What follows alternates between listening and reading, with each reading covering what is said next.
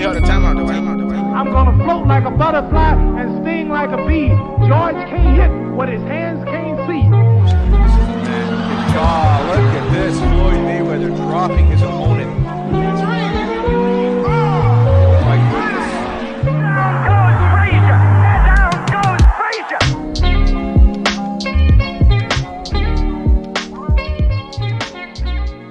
We are live here with the Boxfit UK crew, Boxstar Forum.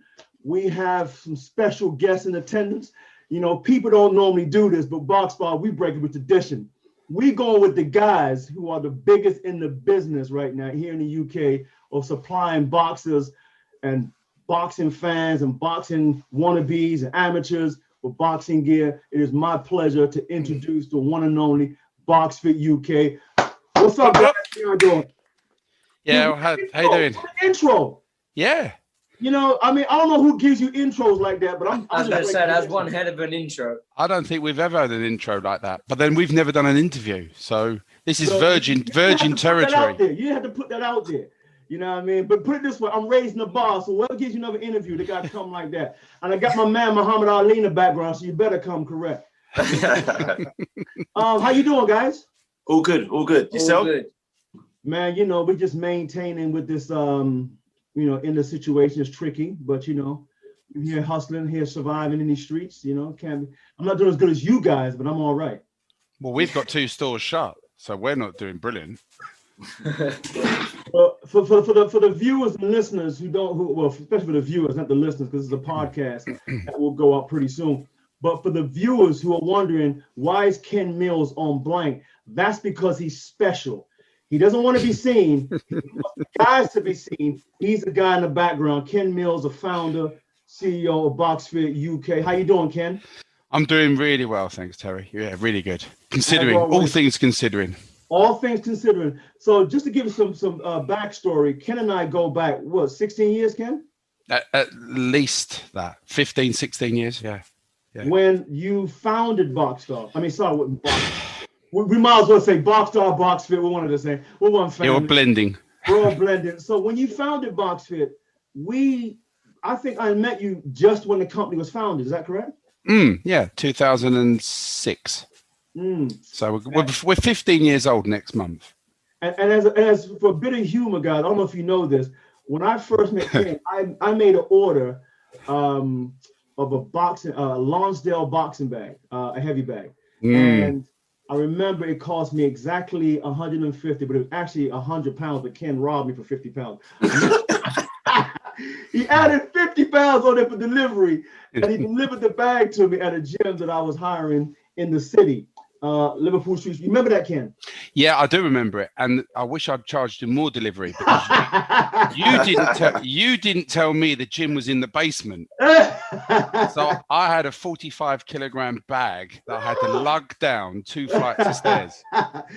But I helped you on the way down, though. I helped you in the last few steps. You helped me when I got down the bottom, yeah. But I was sweating, and it was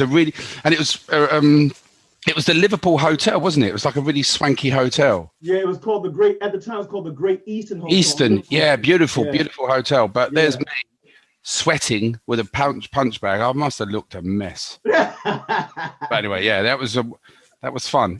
Listen, I was doing it at the time. I was everywhere, dashing around, delivering. It was humble beginnings, man. Now look at you. You're the biggest in the country. How's that feel?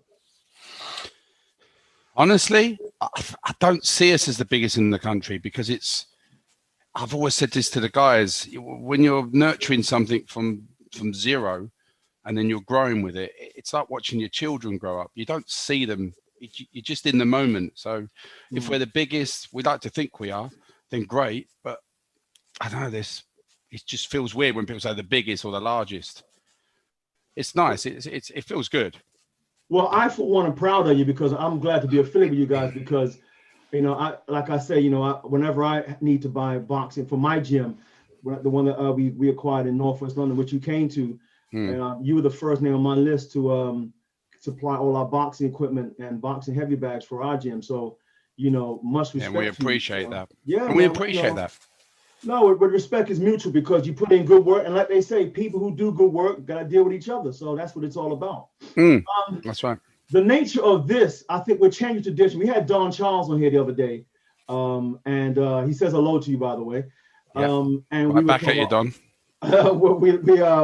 We were talking all things boxing once again. He had some very interesting things. We actually did 2 interviews. We got a third one coming up, and so yeah, and you know, we just been interviewing boxers, and we got content that'll be coming out pretty shortly.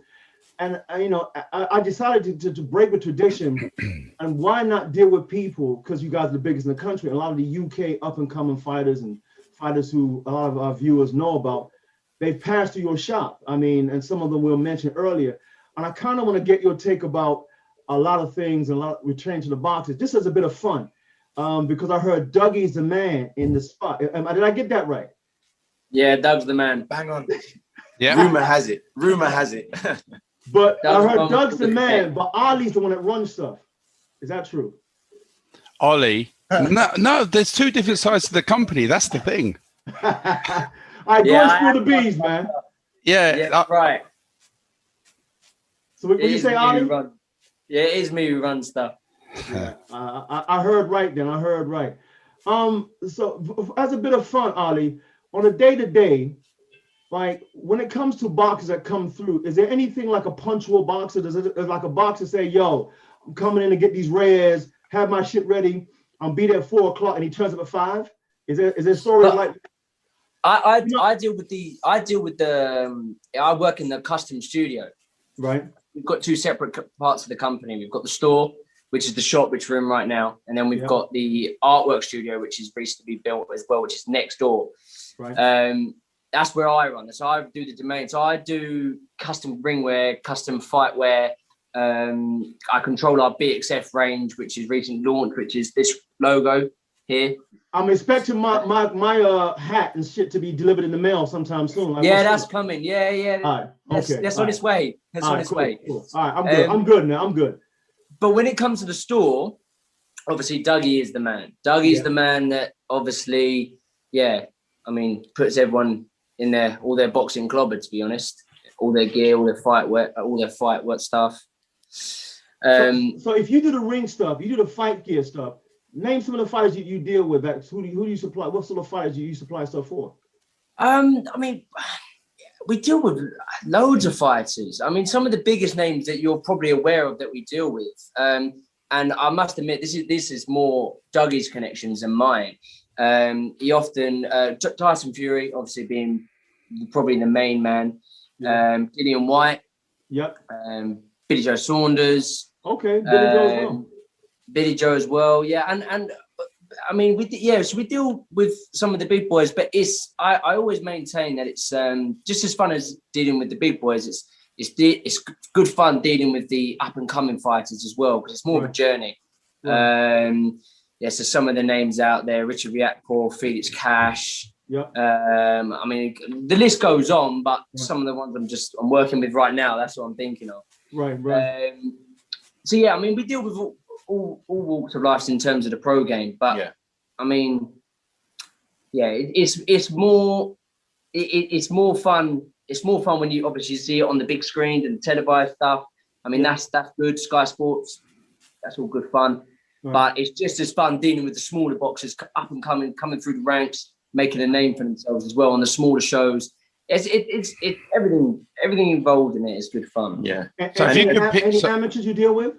I was going to say, and equally, the amateurs are just as important, because it's nice to see the transition from a young amateur kid, going from his club and his amateur career and transitioning to the pro game, and then also dealing with them, in the pro world. So that's probably another really good thing about dealing with people and boxers in general. So the amateur game is just as important, as the pros. Like Ollie mentioned, we've got some big names that have crossed our paths, but we equally have very exciting young prospects that are potentially turning over, or having a really good and productive amateur career as well. So the kind of the whole spectrum of the different kind of genres or categories or levels of boxing that we deal with is good. It's good. It's vast. It's vast. Yeah. Any female boxers? Yeah. Jade Ashmore. Jade Ashmore. We work with. I work with the likes of Shannon Courtney. Ellie Scottney, who's recently had a debut. She's one to watch out for. I like working with some. I've got a few little female amateurs that I work quite closely as well with. Like Doug correctly said, amateurs for me as well, just as much fun to work with, if not sometimes a little bit more fun, because you get to watch them grow, especially if they start turning over. So a little amateur that I'm very fond of and I'm very close with, and I work very closely with, is Lily May. You may have heard of her. I heard of Lily May. She's very active. She spars a lot down at Miguel's gym. She Dylan White often works with her a little bit. Yeah. So I mean, the likes of her. I mean, it's fun. Like Doug said, it's just as fun to watch the amateurs grow and work with just as much as the pros. And I think that's important as well. Try and build a relationship with everyone that comes in. And you wouldn't know this, Terry, but we run a scheme called Together We Box. We launched that probably 4 years ago, and it's a female driven part of the business where we've got people like Stacey Copeland, Jade Ashmore, Lisa Whiteside, Valerian Spicer, all these boxers, female boxers that work together to try and network the female boxing world, because it was always a little bit disjointed.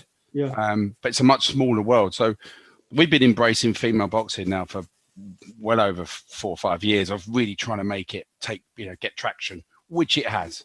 We've all seen it. And rightfully so. Yeah, absolutely. Yeah, no, absolutely. That's why we. One of the things I like to add to that was, unlike the US where we sort of let our amateur boxing program go to shit, the UK has got their shit together in terms of amateur boxing. I remember when I was at the Olympics 2012 and I saw Anthony Joshua fight, as well as Anthony Ogogo. Unfortunately, he had to retire after a nasty eye injury. But I mean, when Anthony Ogogo came out, the girl was like, they were like screamed like he was a rock star. And they actually screamed more for him than Anthony Joshua. I guess because he was a pretty boy back then. And they all got excited about. But one thing Teddy Atlas made it clear in one of his interviews was that the worst thing the US did was let their amateur program go to pot, whereas the UK invested in amateurs, and hence the proof was in the pudding. 2012, 2016, although 2020 didn't quite happen, but the last 2 Olympics prior to 2020, prior to COVID, the UK has done very well in boxing. Yeah, we have. Have you seen amateur boxers go from amateur to pro and still come through your store? Yeah.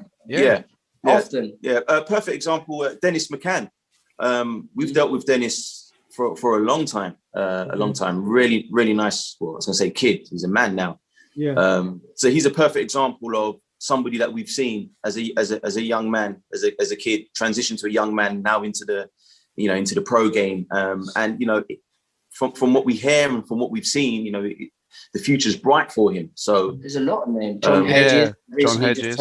Turned over with Matchroom, had his pro debut the other day. Henry Turner, very good amateur. Henry Turner again. He's had a few fights now. He's got one upcoming. So I mean, and that's what we were talking about earlier. It's great to see them progress and then go into the pro world. It's the journey that we call it. It's watching them at 11 years old, and then all of a sudden, the next time you look around, they're 19 and they're on the stage as a pro. We try and invest into amateurs. Just going back to what you said a minute, Terry, is that investing into the amateur scene is so important, because that's the next generation. That's the next generation of fighters. So if you nurture that generation and you guide them, then you're only going to then get levels of boxers that are going to be the best in the world because of how they've been nurtured and how they've been cared for growing up. I mean, rightly so as well. When you've got kids that turning 13, 14, 15, other aspects start to come into play. Girls, maybe, drinking when you're a little bit older. So all those little aspects. But if you've got a good amateur scene and good coaches and good funding into the amateur boxing world, then you can keep the youth on the right path, and you see them progress. And that is very vital. I also think, just to add to that as well, I think not so much a new trend, but the traditional route that boxers would take would be from like the transition period from being an amateur to a pro. Right. I think one thing that I've noticed over the last maybe 3-4 years, that there's quite a few pro boxers now that don't necessarily have an amateur career. Yeah. Kind of what I was saying earlier on about there's kind of different levels of boxing that we've seen now, like, for example, Queensberry, semi-pro, unlicensed, white collar. White collar, yeah. Yeah, I mean, that's not just to disregard any of those. I mean, full respect to anybody. I mean, working in the boxing industry, not now, you can probably see, but last year before COVID, I was actively training, boxing training in the ring, pads, bag work, all the necessary drills. So in terms of having that respect for anybody, any level that gets into that ring, full respect. Mm-hmm. So my point being is that, like I said, the traditional route normally used to be from the amateurs, but I think some people used to think if they didn't have an amateur career that, they maybe couldn't be successful. But you would definitely find that there are some boxers out there that, I mean, Anthony Yard, for example, who probably had the amateur career that he maybe would have wanted or even needed, but, he's still somebody who brings something to the pro game, who arguably is, he's been successful in his own right anyway, despite some of the decisions or decision recently. Conor Ben's a perfect example, Adam. I mean, Adam here, who works alongside myself and Craig, who's not here today, his boxing knowledge is brilliant as well. He's also had a few fights. Adam had a few fights? Yeah, Adam's had a few fights. He's handy. This pretty face, he knows how to box this one. How'd you do, Adam? Yeah, I'm good, man. How are you? Yeah, good. How's your boxing career go? Are you still boxing? Yeah, man. Obviously, it's difficult at the minute with COVID, nowhere to really train and nothing really happening. But hopefully, when this goes back, we can get to it, man. Amateur? Are you still in amateurs or in pro? No, I just did a couple of unlicensed ones. Yeah. I originally did it for cancer research. My granddad had cancer. Thank God he's still here with us. But I just wanted to do something just to raise a bit of money. And to be honest, I just fell in love with it. I fell in love with it, and then it went hand in hand. I got this job, and it's probably the best thing that's happened to me in a long while, man. So boxing's done well for me, to be honest. Yeah, I think one of the things, just to add to that for a minute, I think, I had a brief amateur boxing career in the U.S. I was just too ill-disciplined. I ran the streets and I did everything that a boxing coach had nightmares about, and I couldn't stay in the gym. I ran the streets instead. So I think when you lace the gloves up and you get hit and you experience what that's like, and you're trying to outthink and outbox somebody, you kind of understand, even from a first-hand fighter's perspective, what it's like to get in the ring. I think the problem with a lot of critics, and that's what some of the fighters have problems with, when the critics go hard in on them and they say stuff like, you used to often hear, you often heard Roger Mayweather, rest in peace, they don't know shit about boxing.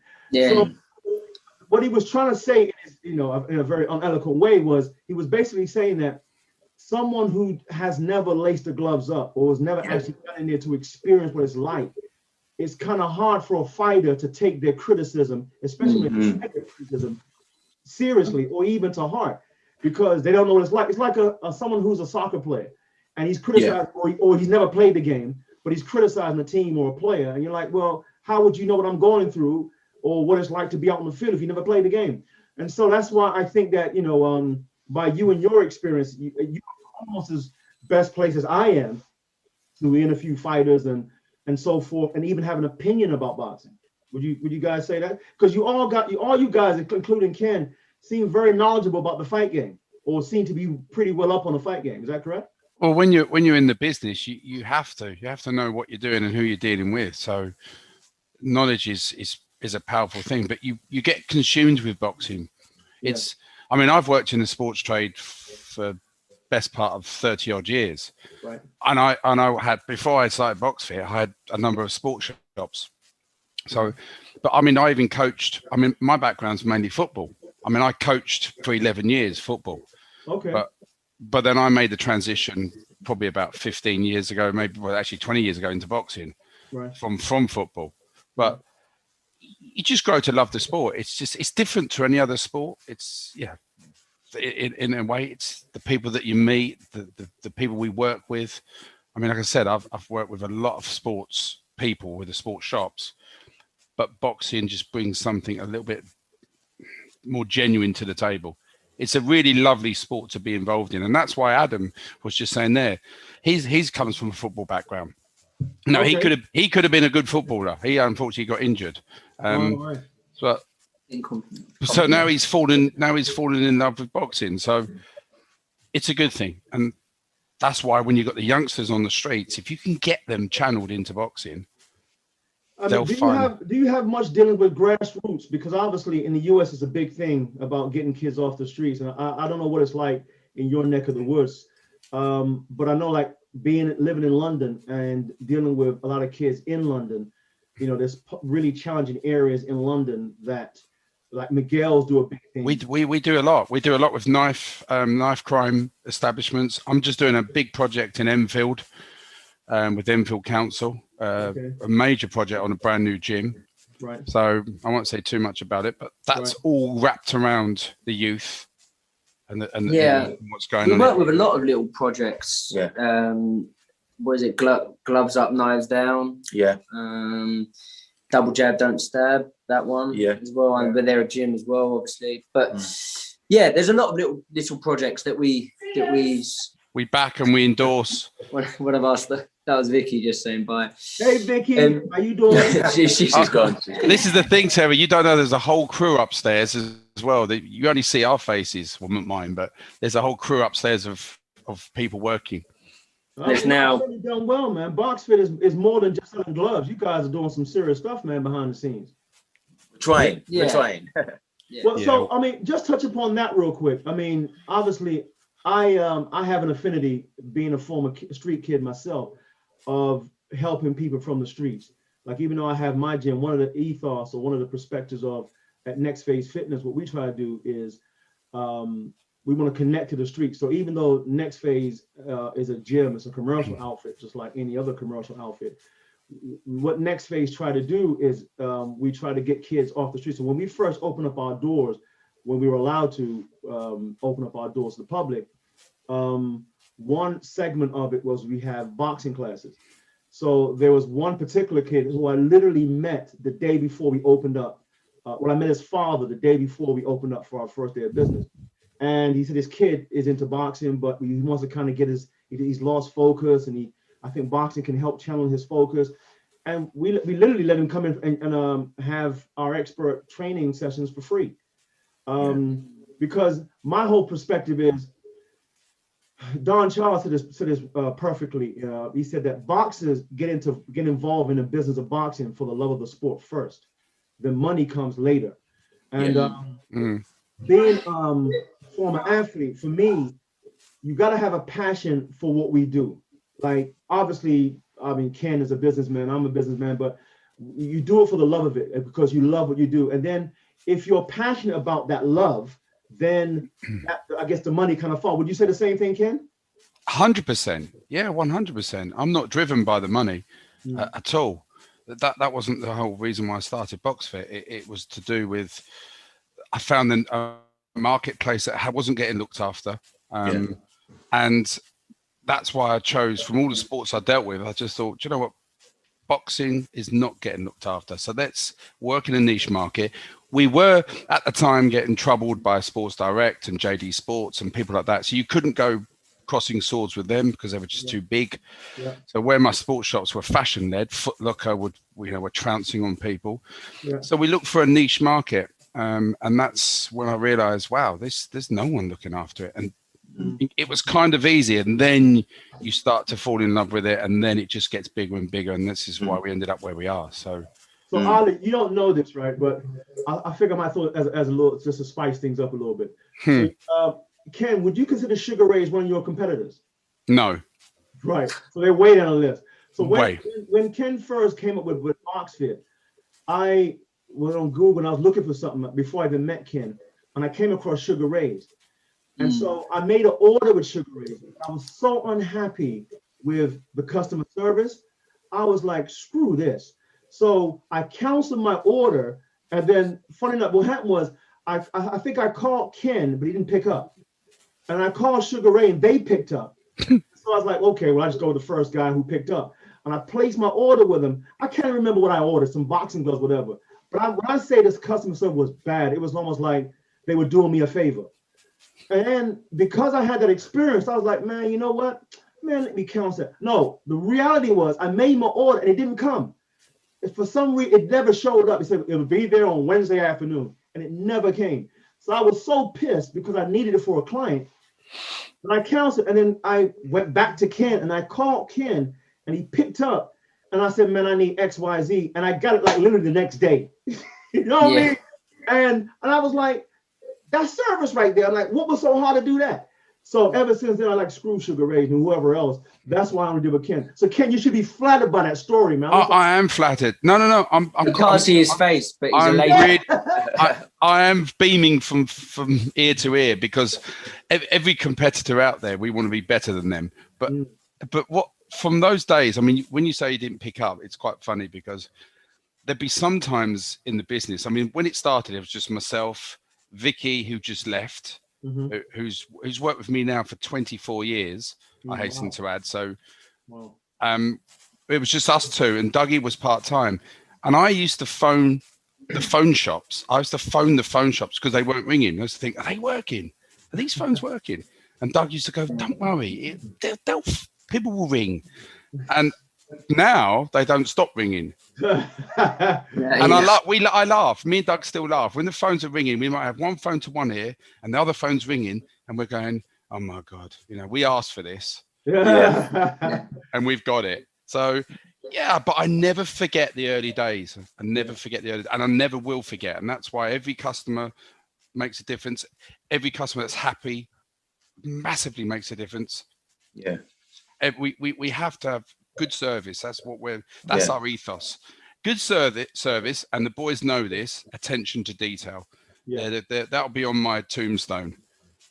Well, the funny thing, when I was working with the tennis athletes a few years ago, I met Andy Murray's trainer, a guy named Jez Green at the time, and it was Jez Green and Matt Little, and this is before Andy Murray became #1 tennis player in the world. And when I was talking to him, Andy loves American football, so we got along quite well. But when I was talking to Matt Little about how Andy became this machine in tennis, and I said, what are you guys doing? Like, I know you can't give away the whole game, but how do you get this guy to be looking like a machine on a tennis court? He moves so well, blah, blah, blah. And they were saying to me, man, you'd be surprised how simple the routines are. But what we do very well is we pay attention to detail. He said, don't get into detail, forget about it. And we operate at a very high level, and Ken put it nicely, is that you got to always drive that home, detail, pay attention to detail, because you don't want to screw someone's order. I mean, I guess you don't want to screw Tyson's Fury order, because who wants to have a guy walk in there and you got the wrong something. But I gotta ask you guys, who of all three of y'all, who's the funniest? Is it Ollie? Because Ollie, you look like you cut jokes. 100%. 100%. I don't know. Adam's got some good one-liners. Adam's got some good ones as well. Yeah, but it's all about the consistency. Consistency makes himself laugh. Do you know what? Ken's not too bad himself. Ken also has got some really good ones. Ken's a funny dude, man. He's sharp. He's quick. Yeah. And man, I sometimes when I first met Ken, he would say stuff to me like I might say, Ken, this costs $125. Can I get it for $110? And then afterwards, I end up paying $130, and Ken get off the phone like, like, how did that work? That's the charm. I'm trying to with the guy, and I end up paying more. Yeah, that sounds about right. That's just the charm. And who is the most serious? Oh, well, now we can say it because she's left. Vicky. Yeah. She's our office manager, and she is. Yeah, you do not cross swords with that woman. No. You're in for a beating. No. And she's got no favorites. She doesn't pull any punches with any of us. Yeah, straight as well. Oh, Yeah, well, in the early days. In the early Ken days. gets it the worst. Yeah. And he's the boss. You should have heard it in the early days. She would pound into me. Really? Yeah, Yeah. she's just, but we love her to bits. That's what Yeah. that's just the way, but that's how she works. She works everything done right. And if you don't do it right, you're going to get a stare. Yeah. Well, on another note as well, Terry, I think Yeah. with us, I mean, obviously there's only 4 of us here today. We've got a really good team. And we're not like your traditional companies where we've all got different things that we bring to the business and just our kind of our personalities and just the way we are. I mean, we literally class and consider each and every one of us as family. And I think that's one of the things that's maybe made us a bit different to the others. I'm not going to say, well, successful in some ways, but definitely we take pride in our customer service, but just our general personalities and we work really well with each other, which is a really good thing. And it's hard to find a team where everybody contributes and brings something to the table. And, you know, I think we work really well with each other. So yeah, we've got, you know, people or the jokers and the people who may be serious and so on, but we gel really well. Yeah, we're like a fam. We are like a family. Yeah, I know it's cliche, definitely. but we are a big family. Well, I think that's indicative of boxing. Just to go back to Ken's point, I think that's indicative of boxing in total, because boxing in itself, well, especially when you go to amateur clubs, it's like a family. You you've never met, and you can embrace and you can spar and go some brutal rounds with them, and then you're walking out like friends, like a family member. And I think that's what I appreciate most about boxing. So I kind of like to hear that. I kind of want to go into some of the fight game and get your take on it, make this thing spicing up. So we're going to start with the heavyweights. So before we talk about Tyson Fury, I want to talk about heavyweight that everyone's talking about right now, because there's some real spicy stuff coming up, and that's Deontay Wilder. What do you guys make of Deontay breaking with Mark Breland, and Mark Breland just fired back? Start with you, Ken. What do you make of that? Good, bad, or indifferent? Who are you favoring, Mark Breland or Deontay Wilder? When you get to losses in your career, boxers and trainers and everyone else, the team does start to implode. Yeah. So I'm not saying it was going to definitely happen, but there's lots of finger pointing that goes on. Right. So I wouldn't side with either of them. They've probably got, each one of them's probably got their own way of saying what's happened behind closed doors. Right. But this isn't the first or the last time we're going to get breakups. Breakups happen all the time. We've had about probably 3 or 4 big breakups in the last 3 or 4 months. Right. In the scene. I'm not going to mention names, but trainers have moved on, boxers have moved on. Yeah.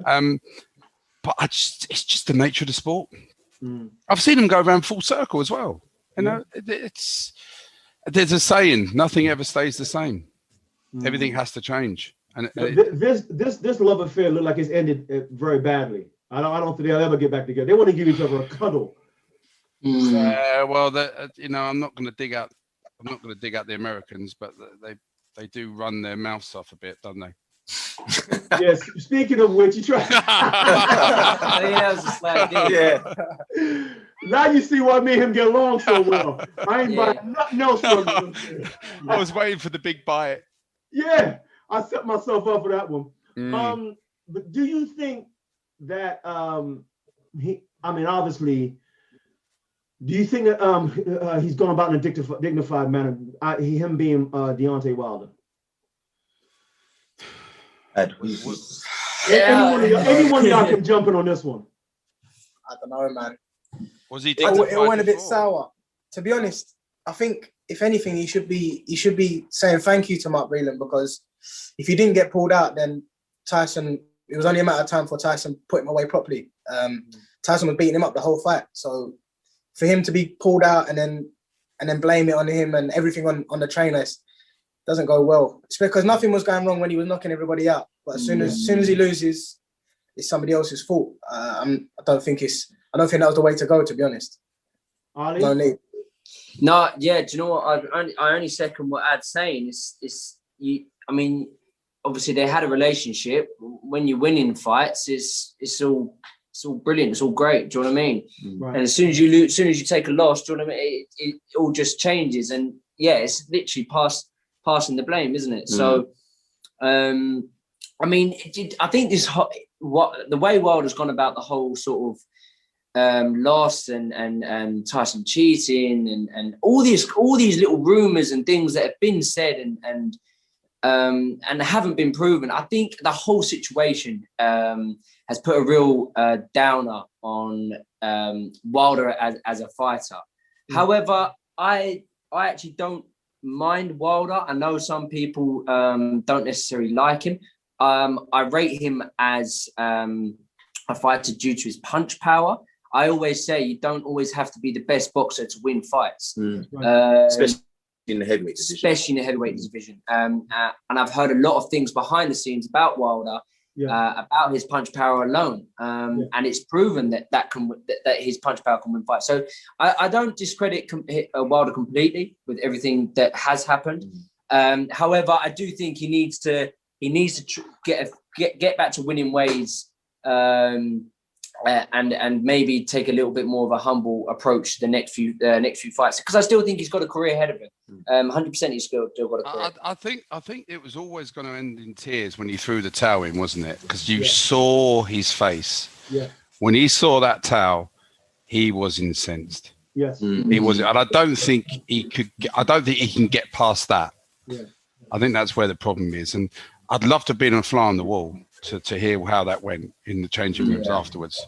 Yeah. Well, apparently the rumor has it that he can be difficult behind the scenes when he's dealing with people in general. I mean, I heard this only recently, that even if they would have to be on guard when he walks in, because if he's in a bad attitude, especially his lead trainer, Jay Diaz, who I know a lot of people criticize, but when you look at the relationship between Jay Diaz and Wilder, Jay Diaz actually was there from literally from the very beginning, on pretty much his first pro fight.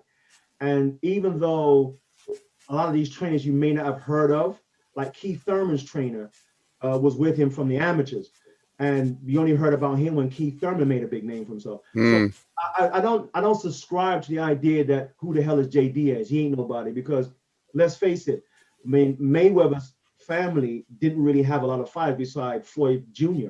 So you don't need to have a lot of fights if you got one marquee fighter. Yeah. And Angela Dundee only had Ali for years before towards the end of Ali's career. Then he had Pinkham Thomas, all the rest of these guys. So I don't subscribe to that. But yeah, his attitude, especially when he was winning, like Ken said, that breeds this invincibility. And once that aura leaves, I call it the Tiger Woods effect. Once once that aura is gone, you're no longer Poontang got him, but that's another story for another day. The aura. No, you're right. And also, you'd hope that boxing doesn't become a victim of it, but especially say in football, where you've got managers being sacked every 5 seconds. Yeah. I hope we don't fall in that trap in boxing, where a boxer may have a couple of losses and then they go looking for a new camp, because as you said, all that time and money's been invested, well, not money so much, but time's been invested by the coach, and if they do fall at one hurdle, there should be a second chance, maybe first and second chances. I hope we don't get into that. Where do you see Wilder going from here? Who do you think would be the right coach to manage him as a heavyweight? If you had to make a call, who would you think he'll go with? I think his temperament will probably be the judge of that. I don't know who would jump. I don't know. Who would... Yeah, especially if he's got a reputation as being quite hard to deal with. I think it's going to be quite hard. But again, like with trainers, it doesn't even necessarily need to be the kind of, I say, name brand trainers. I mean, sometimes you've got boxers who find that they gel better with somebody who's not as well known as others. So it might be a case that he might need to not go back to the drawing board, as they say, but it might be somebody out there that none of us will expect or even know. So it depends. I think it's down to him. I think it's his decision in terms of what he wants for himself, what he wants for his career moving forward, and what he wants to be remembered for. So I think personally feel that he needs to, I think Ollie said it, not so much humble himself, but if you put yourself in his position or any boxer's position that they've gone as long as he has been on the top, knocking people out left, right, and center, you automatically have this persona about you that, yeah, you are the best and you know no better. And sometimes you do kind of forget yourself and lose yourself in all of that. So it might be a case of him, like I said, maybe, you know, is it the right decision that he's made? Who knows? He don't know. You know, we won't know until the future. But we just have to wait and see. But in terms of trainers, it could be somebody that, like I said, we don't even expect. Going back to roots. But the other side of the thing is, we're talking about Wilder now, but I think I probably could say I'm talking for 99% of the British fans. We don't really care what Wilder does. We're only interested in what's going to be in the forward frame with the Tyson and AJ fight. We want that. So I know Wilder's been left on the sidelines, but we're looking forward to the fun bit. Well, I mean, speaking of Fury, I mean, I think Fury's done what Lennox Lewis did when Lennox Lewis was the last undisputed heavyweight in the world. And in my opinion, I think Lennox Lewis arguably is the best British fighter to ever come off this UK soil. What Lennox said, Lennox. I love Lennox. A lot of respect for Lennox. But what Lennox said was, in his career, he went with the trainers that could advance his career when the time was right. So he never thought of it as, I need to stay with this trainer throughout my entire career. So when he ended up with Emmanuel Stewart, that was like his third trainer in his pro career, or I think his third or fourth trainer in his pro career. And it was the right fit at the right time. Even though he experienced that knockout loss to Hasim Rahman, but he avenged both of his losses. Yeah. But Lennox utilized his abilities with Emmanuel Stewart to the best of his capabilities. And I look at Tyson Fury, and I think he's done something very clever. I mean, he started off with his dad or his uncle, Peter Fury, and then he went to some, like going to what you said, Doug. He went with Ben Davison, and I ain't gonna lie to you, I ain't never even heard of Ben Davison until Tyson Fury got with him. You know what I mean? And now everyone's going to Ben Davison like he's some boxing guru. But you can thank Tyson Fury. I think Peter Fury can't stand Ben Davison because he said some nasty things about him. But you know, but fair play to the guy. He went to the biggest stage with Tyson Fury, and he's probably going to have a good boxing career, and good on him for that. And now he went to Sugar Hill, and Sugar Hill wasn't really well known, but he's made some very, very brave choices. So I like to segue from Wilder into Fury, because I know that Fury works a lot with you guys. How do you guys, I know you work with him, so I don't want you to be too biased, but how do you, because I followed Tyson Fury, I think when he was about just after he beat this guy named Cunningham, and he got dropped on that fight. And everyone was saying he's just a big goofy fighter. And when I first saw him, it's got to be close to 7 years ago, I think it was. And I looked at this guy and I thought, what the hell? It was like he was a freak, because he was this big dude. He wasn't ripped, and compared to the other heavyweights, I just thought his conditioning was terrible. But I had a cousin of mine, Anthony G, just looked at me one day about 7 years ago, right after that, and he said, don't sleep on this guy. This guy is the one that everyone's going to take seriously. He is going to manhandle these guys. And I thought he was just talking shit. And eventually, I had to look at him the other day and say, you know what? I hold my hand up. You got it right. How do you view Tyson Fury? Boxing's a lot of people looking into boxing who don't really understand boxing. They just see it as, you go in there, hit someone on the chin and they go over. Boxing, you have to be very, very smart to be a good boxer. You look at people like Floyd, so smart, didn't get hit. And I think Tyson is almost like just a heavyweight. Heavyweight Floyd doesn't want to get hit, knows how to make angles, knows how to move out the way, knows when to put pressure on. Yeah. I think his boxing IQ helped him so much. And again, like you said about Ben Davison is an unbelievable coach. Just because people didn't really know him, he's so good. And the knowledge he has, along with the knowledge that Tyson had, it was just a recipe for greatness. And even on the first fight with Wilder, I think 90% of the people agree that he boxed Wilder's head off for the whole fight, barring the two knockdowns. Yeah, I think another thing is as well is that people's perception, or you mentioned earlier on, people who don't necessarily know boxing will see a person's physiques, for example. So you see somebody that's got the six pack, the muscles, and all of that, and you automatically think, yeah, that guy's going to win.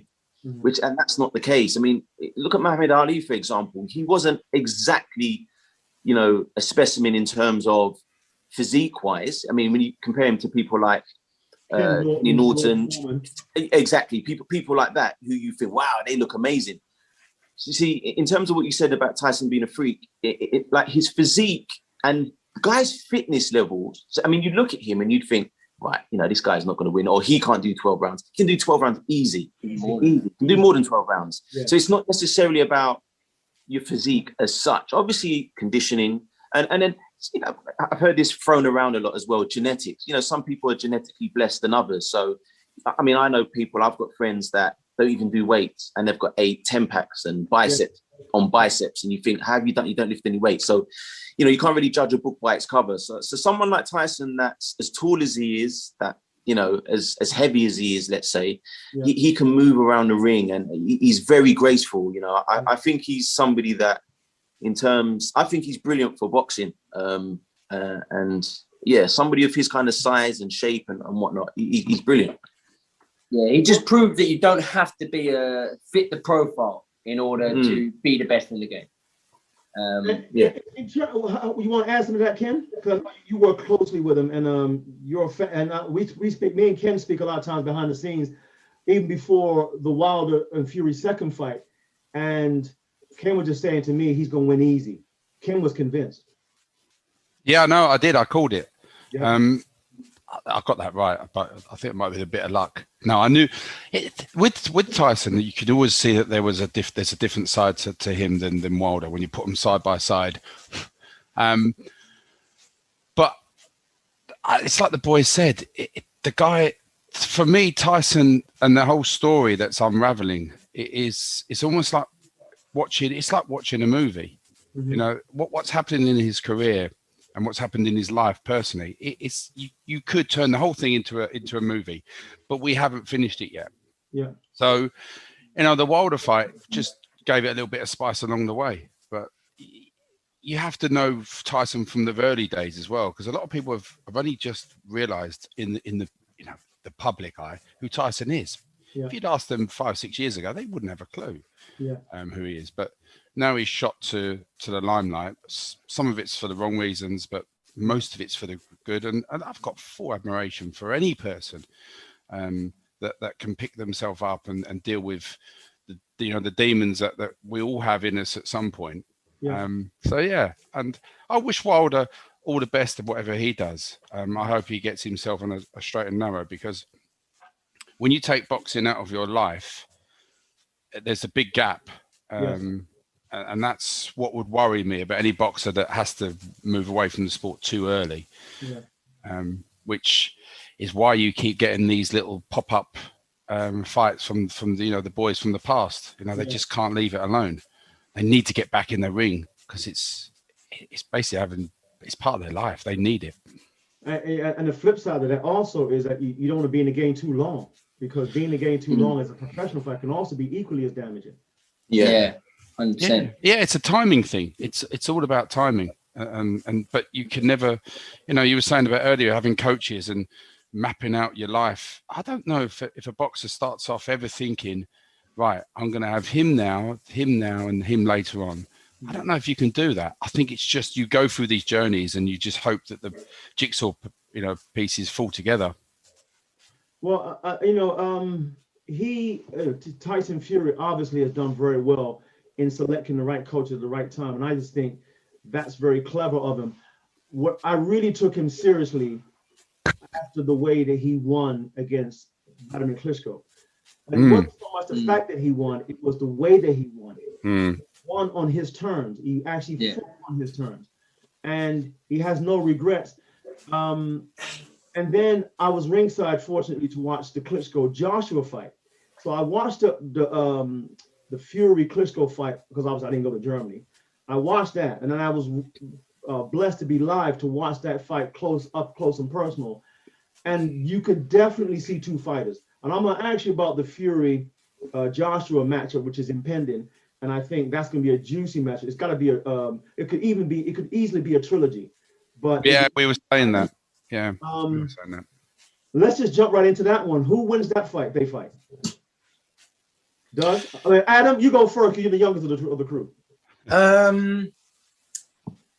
My mind changes every day, man. I can see one apiece, to be honest. I know a lot of people don't really they look past Anthony Joshua a lot, but what you got to understand is this man's won everything. He's won Olympic gold, British, European, world. He's no joke.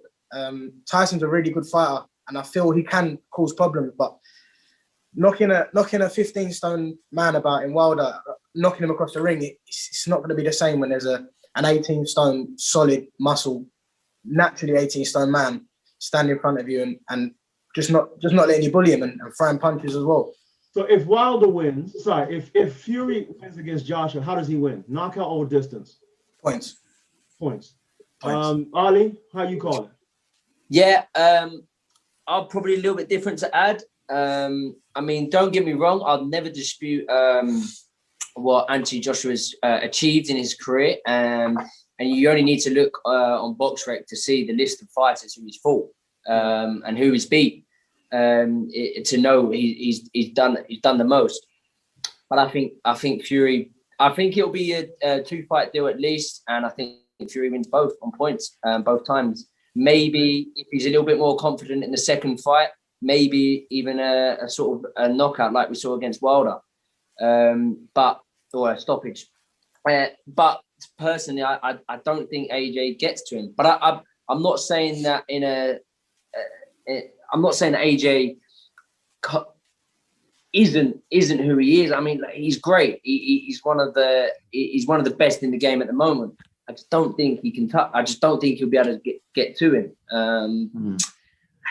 I can't see it. But then I'd like to be proved wrong because I do. Maybe I'm a bit biased. I don't know. East London boys, they're not big Joshua fans. They say he's too wooden, Terry. He's too wooden. Do you know what though? Do you know what? That's so true. Because I mean, being based on the Essex East London borderline, we get that a lot with customers walking through our doors saying, because this is the best thing about working in the store. You hear all walks of life giving their opinion of what they think, and you draw it in and you absorb it.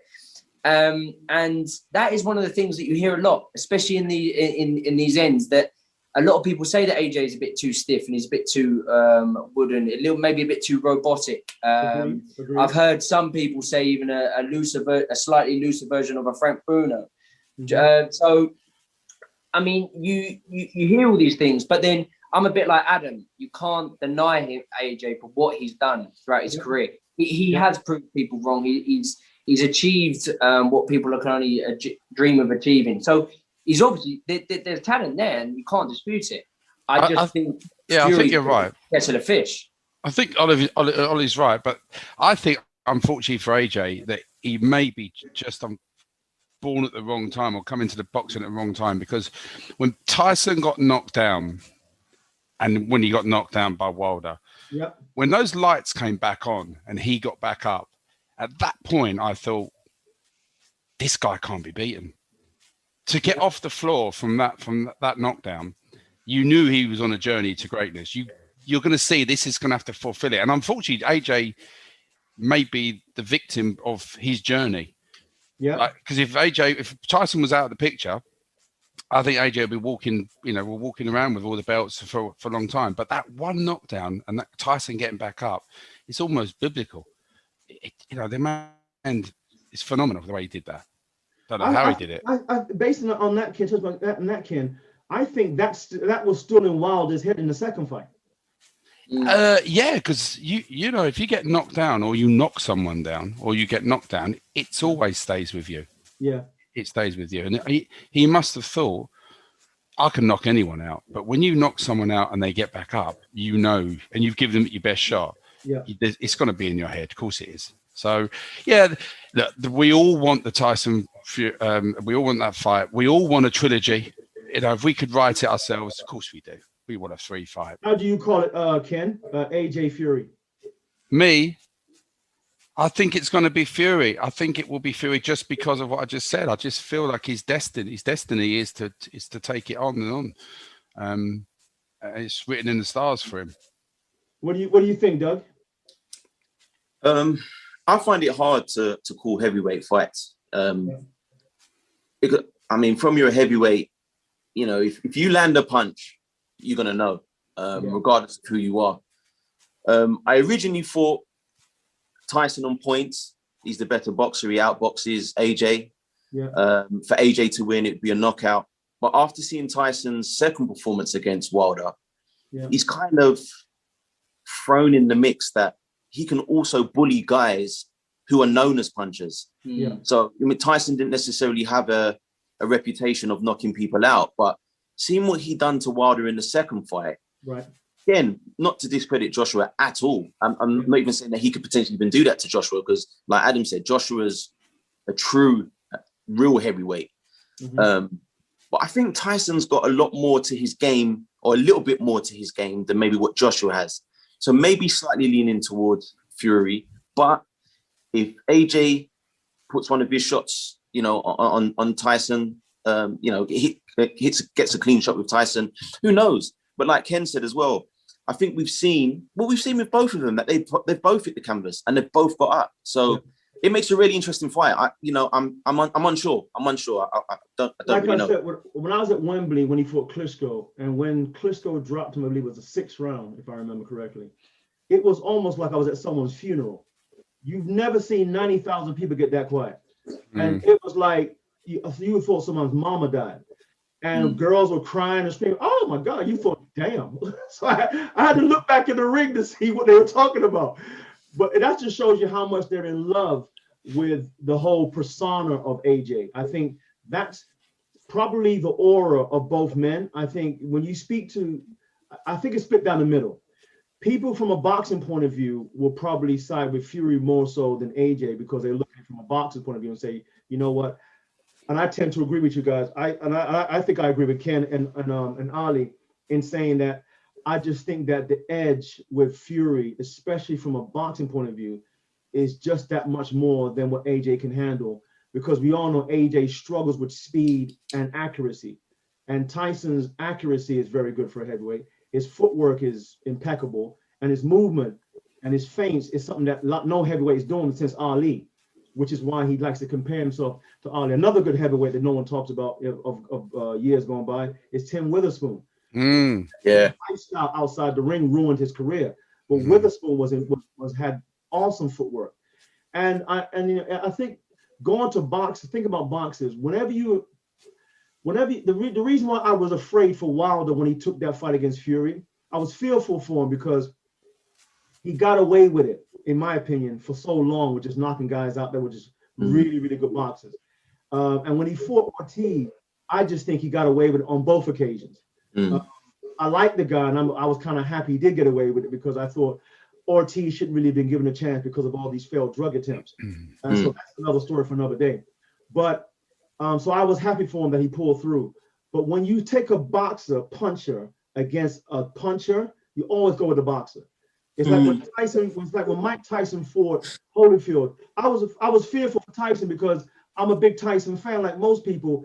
But I had guys, my old heads, telling me years gone by that before they even fought, he said, "I'm telling you, Terry, when Tyson fights Holyfield, any boxer, it's a wrap, because he won't be able to deal with movement from a boxer and someone who can take his punches." And I think that's what Fury did. And psychologically, when someone takes your best punch and gets back up like Fury did, man, that's gonna stay in your head. I don't care what no one. But we gotta. I'm gonna ask you guys. We have a thing called a box star fire round. That means I fire questions at y'all. Y'all answer back. You can't say yes, no, maybe. You have to give me an answer. So you give me your verdict. I give you my verdict. Who are you directing it at? Or are we going? Who goes first? Yeah. Oh, all right. I'll make sure everybody goes first. I'll make sure Ken, because he's the oldest, I gotta respect my elders. He goes first. So, wow. Here we go. First question. All right. I'm gonna start with someone you guys know of well, and we haven't spoken about him yet, but we're gonna start talking about him now. Anthony Yarde has 2 losses, right? He lost to Kovalev, and he just lost recently to Arthur. So my question here at Boxstar is, can Yarde bounce back? Ken, your first question. Can he bounce back? I think the answer is yeah, anyone can bounce back. Of course they can. It all depends on Anthony Yarde. He's got a team around him that they've obviously got a very unique repertoire with. it depends if he wants to bring anyone else into his team to maybe assist with his level, where he wants to be. But yeah, of course he can bounce. He can bounce. But we touched on it earlier. Anthony's come from a football career, I think he was, until he was 17, 18 years of age. So that's right. Came to boxing late. Yeah, he came to boxing very late. So he's learning on the job. And he only had like 12 amateur fights. Yeah, which is nothing. So of course he can bounce back, but it all depends on whether he makes any changes. Adam? Yeah, I think he comes back. I think we'll see a really, really good performance in the rematch. I'll be honest. Okay. Ollie? I think he can bounce back. I maybe don't necessarily agree with Adam on the rematch. But I we love the fire. We love the fire. But he can, yeah. Look, there's no reason why he can't bounce back. It's about taking the right fight at the right time, and taking baby steps. Because obviously coming off a couple of losses. I know he had the win in between with Spellman. Yeah. So coming off 2 losses recently in your career it's a hard pill to swallow. Yeah. But there's still time. There's still time. Doug? Yeah, he comes back. I mean, I've seen them work, and one thing Anthony has is dedication. Like the whole team.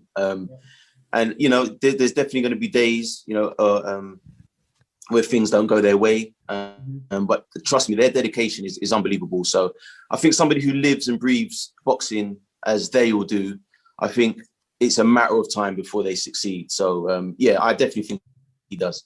Okay, the Boxstar verdict, yes, I think he comes back. Ken, next thing, staying with Yadi, is he overrated, yes or no? I wouldn't say he's overrated because no one's ever said that, he's going to do this and this too much. He's just, no, I don't know if he's overrated. No, I just think that he's learning on the job. Like I said, he's 29, I think he is, 29 years of age.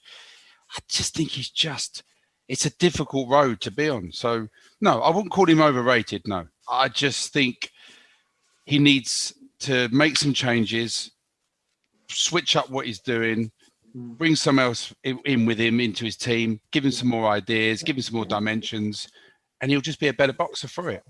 Adam? He's got a lot of hype around him, but the man can fight. Regardless of what anyone else does. I like bringing the pressure, yes or no? No. Okay, Ali? Do I think he's overrated? Oh, I see a yes coming. No, do you know what? The reason why I'm pausing, I'm gonna say yes, but there is a little bit behind what I'm saying. Okay. The problem is when you've got, because he's not got that. I mean, how many fights has he had in total now? I think it's 24. If I'm not. It's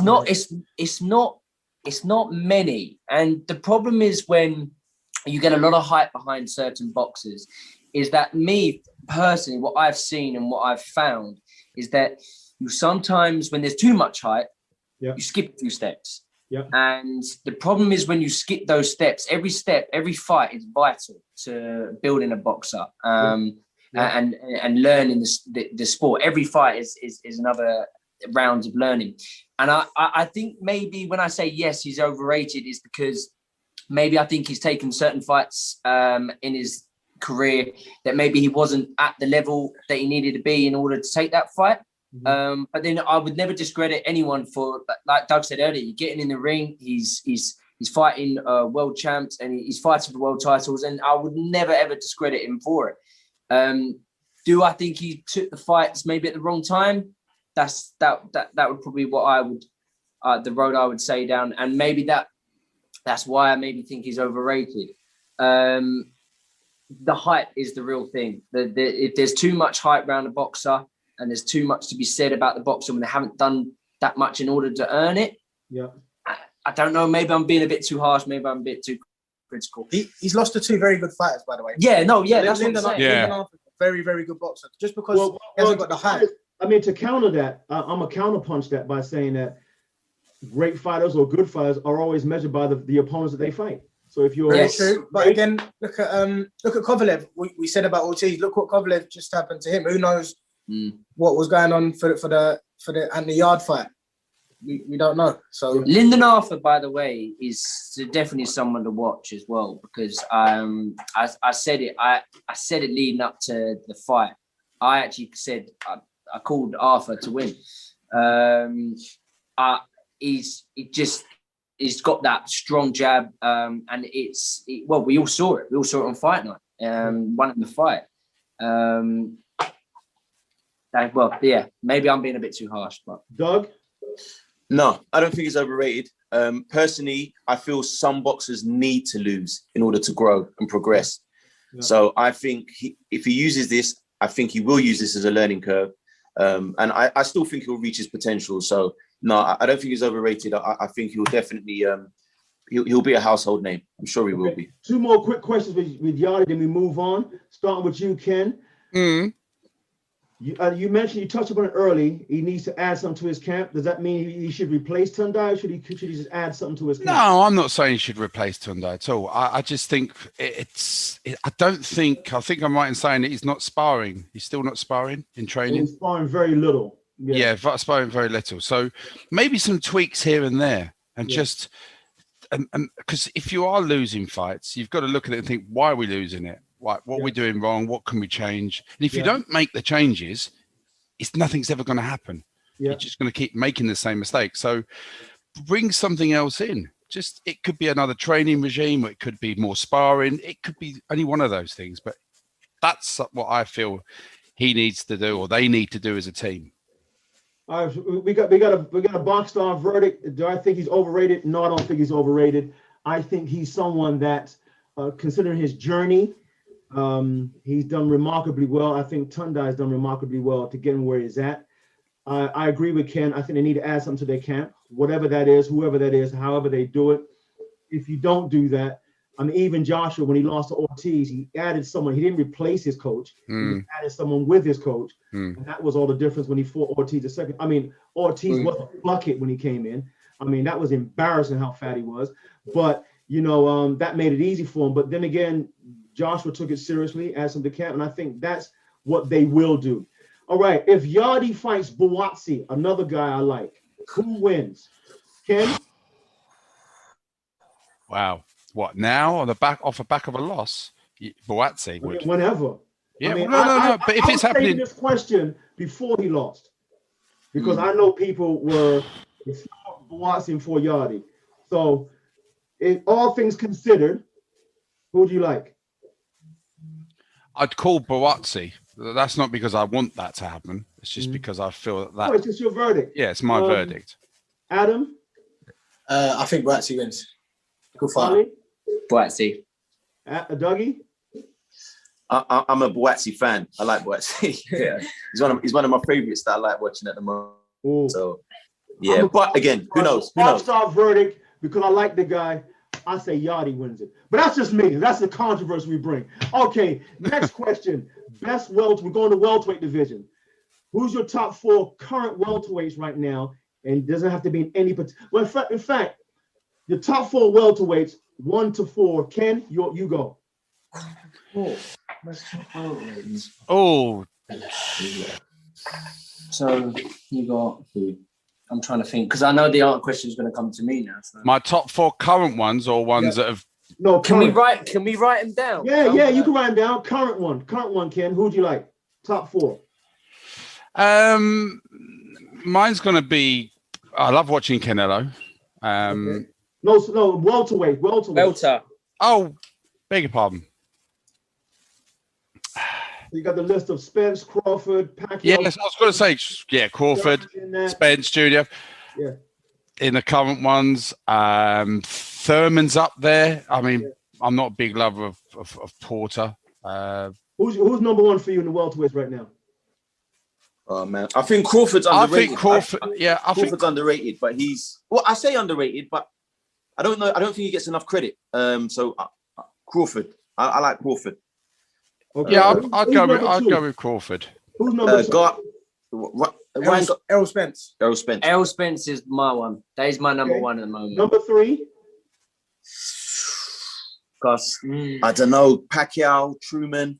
I think Pacquiao has to go there now. I mean, come on. Pacquiao's I think Pacquiao has to go in. Oh wait, are we talking of all time or now? No. Right now, current. No, we can't. But Pacquiao's selected. Pacquiao He just beat Keith Thurman. Keith Thurman's no joke. All right, Yeah, number but 4. stick him in the ring with Spencer Crawford. Okay, so number 3 is controversial. You think? Yeah. Ah, come on. All right, number 4. The 4th. I'm gonna say Mikey Garcia. Yeah, or yeah. Who's your 4th one, Dougie? I was gonna say Paul. What Garcia? Because there's 2. I said Mikey. Mikey Garcia. Yeah. Mikey Garcia. I like Mikey Garcia. Over Danny Garcia.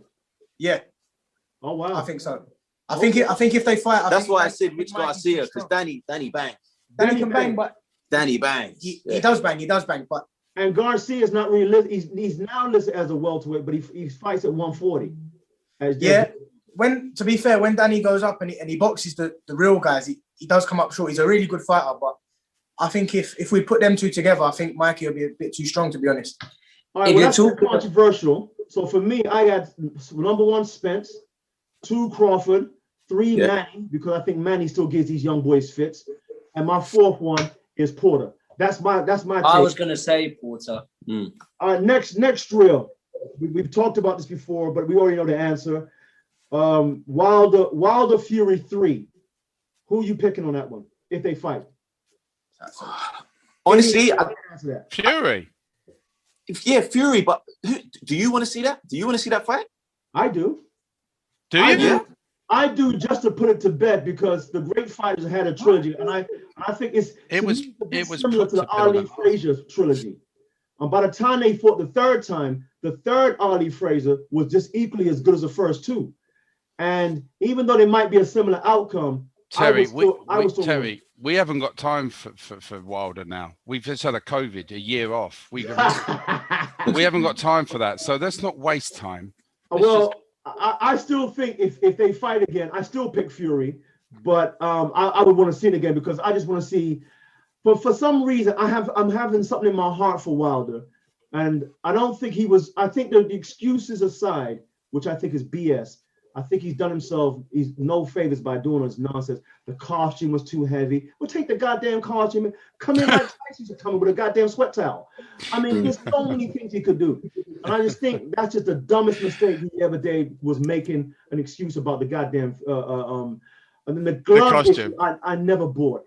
And all the other stuff, spiked water, and it's ridiculous. But I still want to see it again, because I have something in my heart that if he lands the right punch on Fury goes spaghetti legs, and it could be trouble for him. But I still pick Fury.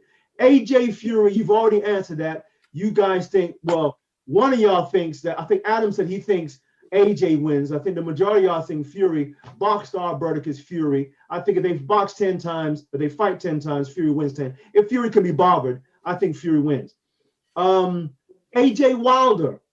I know you guys are past Wilder, but if they ever do fight, who you picking on that one? I got a controversial one. AJ. Wilder. What do you guys say? Wilder. I'm saying Wilder. What do you say, Doug? I sound like I don't like AJ, but I do. I really rate AJ. You said Wilder. Dougie looked at you like this. Yeah, no. All I've said is everything against AJ this round. I'm going to go double knockdown. I'm going double knockdown. Yeah, both knock each other. Double knockdown. No, I'm AJ. I'm AJ. I'm sticking with AJ on that one. Adam?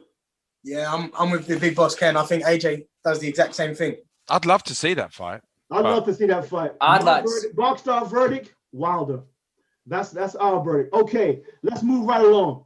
All right, so this might be a little bit out of your depth, Adam, because you're only 12, so but you gotta think hard in your boxing laws. 13. So I'm gonna start with Ken, because he's the eldest, and I respect my elders. So Ken, your top 5 fighters of all time in any era. Who's your top 5? Oh, top 5 in any era. I'm gonna go. Well, Muhammad Ali is always going to be on my list. Who's number 1 for you? Number 1 for me, top 5 from the world is. I've got Right, Ali. Yeah. I love Kawasaki. I think he's a great fighter. Okay. Lennox Lewis, Right. Mike Tyson. So Mike Tyson's 4. And then I'd go Nassim. Okay. Adam. I'll speak. I want to say Floyd. Yep. I'm not sure if he's the best all time. I really like James Toney. Okay. Yeah, Really good fighter. I met him. I did a face-to-face with him. What's he like in person, Ken? A lovely, absolute dream of a guy. Really loved his company. I was fortunate enough to have dinner with him. Okay. And we've got a signed picture in the shop with me and him doing a face-off. That was scary. He looked into my eyes. He looked into my soul. I thought he was going to. I honestly was shaking. I didn't know whether he was going to break into a smile, but he didn't. He held it for about what felt like minutes. But yeah, but James Toney, and he got up and started singing in the restaurant. He's a character. Go on, sorry. Who's your 5th guy? Who's the 5th? Who's number 5, Adam? I want to put another 2, and I want to put Sugar Ray Robinson in there. Yeah. And Sugar Ray Leonard. Them two, they've got to be in there. Anybody else? Ollie's been writing stuff down, so Ollie got his top 5. Yeah, do you know why? I prefer writing it down because I can then think about it. And do you know what? I've still only put 4. Mayweather, number 1. Yeah. He's my all-time favorite. Okay. Followed by Mike Tyson. Then Pacquiao. Yeah. Then Roy Jones is one of my all-time faves. Yeah. And then, and a story about Roy Jones, which I only found out not too long ago, that my dad actually gloved him up once, laced him up. Yeah. Wow. Oh, wow. He's been one of my all-time favorite fighters, and he only told me the other day that he actually got this. No, he only told me the other day. That was a really weird, surreal time. Wow. Yeah. Yeah. But there you go. And Dougie, who's yours? I like Jack Johnson. Okay. He's Muhammad Ali. Ooh, nostalgic. Thomas Hearns. Love Thomas Hearns. Yep. Classic. Big Lennox Lewis fan. Nice. Big up, Lennox. And Money Mayweather. I just think you can't deny him.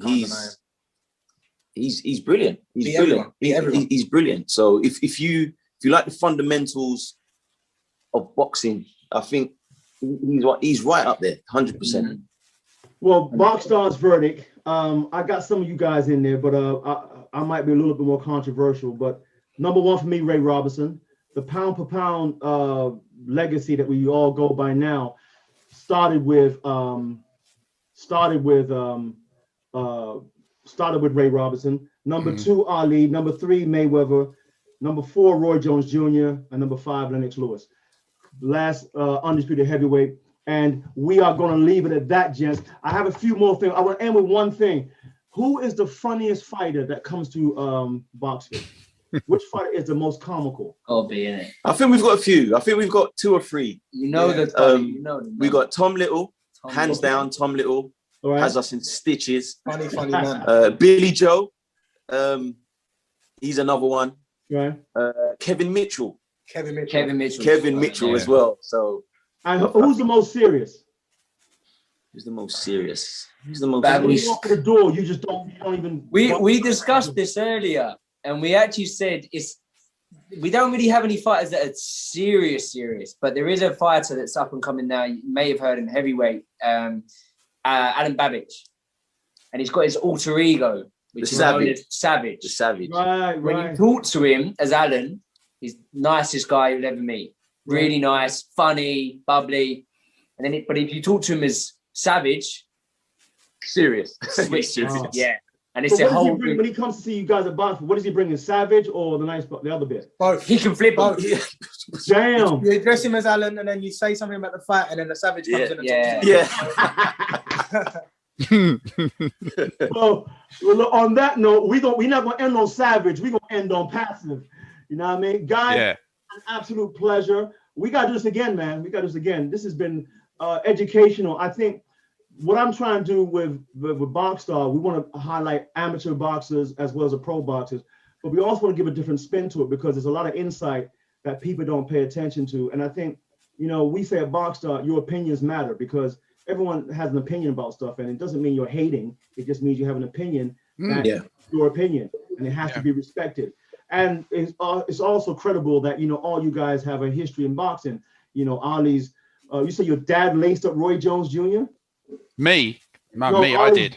So Ken, that's me. Right, so Ken, you got, You laced Kenny's my dad. Yeah, I did a Sky Sports advert with Kawasaki and Roy Jones, and we had 24 hours to do all the kit. I'll make it really short. I went up there, gave all the kit, and all these production guys are looking at me and said, Roy's asking for his gloves to be laced up because he was in there with his manager.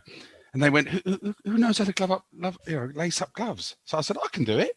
So I went in his changing room, and he's got all this kit on that I've made for him. These lovely white boots we sell. Yeah. And he went to me, I love these boots. Can I have them? And I said, of course you can. I said, Sky Sports are paying for them, so you can have what you want.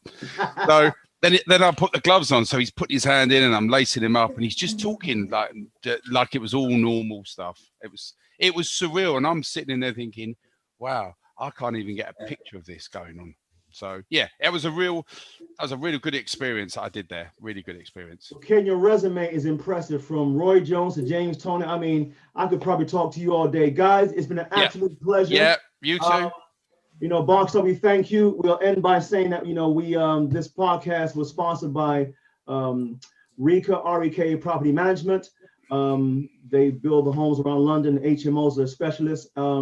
Also Next Phase Fitness, and of course Boxfit UK. We're glad to be in partnership with you guys. So much love to you, and follow the brand. All our listeners and followers, Boxfit UK. Go nowhere else for your boxing gear. Excellent. Guys, Thanks, for Harry. everything. Thank you for your time. We will do it again. Appreciate it. Just No worries. Chill out, mate. See you soon. Take care. Take care. All the best. Take care, See ya. man. Bye. See ya. Bye.